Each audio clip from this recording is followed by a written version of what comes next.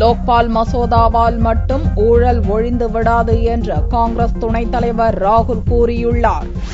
லோக்பால் மசோதா மீது லோக்சபாவில் நடந்த விவாதத்தில் பேசிய எதிர்க்கட்சித் தலைவர் சுஷ்மா ஸ்வராஜ், லோக்பால் மசோதா மூலம் தங்களுக்கு பெருமை தேடிக்கொள்ள சிலர் வரிசை கட்டி நிற்பதாக ராகுலை மறைமுகமாக சாடினார். லோக்பால் மசோதாவை கொண்டு வரச் செய்ததற்கான ஒட்டுமொத்த பெருமையும் அண்ணா ஹசாரே மற்றும் நாட்டு மக்களையே சாரும் எனவும் சுஷ்மா கூறினார். 2011ஆம் ஆண்டில் நிறைவேற்றப்பட்ட வலுவற்ற லோக்பால் மசோதாவை பாரதிய ஜனதா கட்சி எதிர்த்ததாகவும், இப்போது ராஜ்யசபாவில் உரிய திருத்தங்கள் செய்யப்பட்டதன் மூலம் வலுவான லோக்பால் மசோதாவாக உருவாக்கப்பட்டிருப்பது மகிழ்ச்சி அளிப்பதாகவும் சுஷ்மா கூறினார். காங்கிரஸ் துணைத் தலைவர் ராகுல் பேசுகையில், லோக்பால் மசோதாவால் மட்டும் ஊழலை ஒழித்துவிட முடியாது என்றார். ஊழலுக்கு எதிராக விரிவான சட்ட தொகுப்பை உருவாக்க வேண்டியது அவசியம் என்றும், எனவே பார்லிமென்டின் இரு சபைகளிலும் நிலுவையில் இருக்கும் ஊழல் தொடர்பான 8 மசோதாக்களை நிறைவேற்ற வேண்டும் என்றும் ராகுல் வலியுறுத்தினார். Establishment of the Lokpal is necessary to strengthen the fight against corruption and ensure accountability of public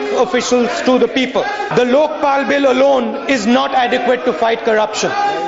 We need a comprehensive anti-corruption code in this country.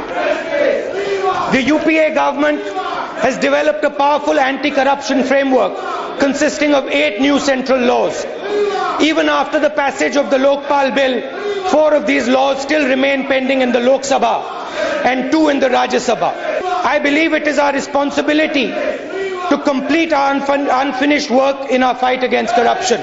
Lokpal மசோதாவை ஆரம்ப முதலே எதிர்த்து வரும் சமாஜ்வாடி கட்சித் தலைவர் முலாயம் சிங் பேசுகையில், அரசு அதிகாரிகள் அனைவரையும் லோக்பால் மசோதா குற்றவாளியாக்கும் அபாயம் இருப்பதால் நாட்டின் வளர்ச்சிப் பணிகள் பாதிக்கப்படும் என்றார். கீழ்நிலை போலீஸ் அதிகாரியால் பிரதமர் விசாரணைக்குட்படுத்தப்படும் அவல நிலையை லோக்பால் மசோதா ஏற்படுத்திவிடும் என்று கூறிய முலாயம் சிங், எனவே இந்த ஆபத்தான மசோதாவை காங்கிரஸ் தலைவர் சோனியா திரும்ப பெற வேண்டும் எனவும் வலியுறுத்தினார். அதைத் தொடர்ந்து லோக்பால் மசோதாவை எதிர்த்து தனது கட்சி எம்பிக்களுடன் வெளிநடப்பு செய்தார். பாரதிய ஜனதா கூட்டணியில் இடம்பெற்றுள்ள சிவசேனா கட்சி உறுப்பினர்களும் மசோதாவுக்கு எதிர்ப்பு தெரிவித்து வெளியேறினர்.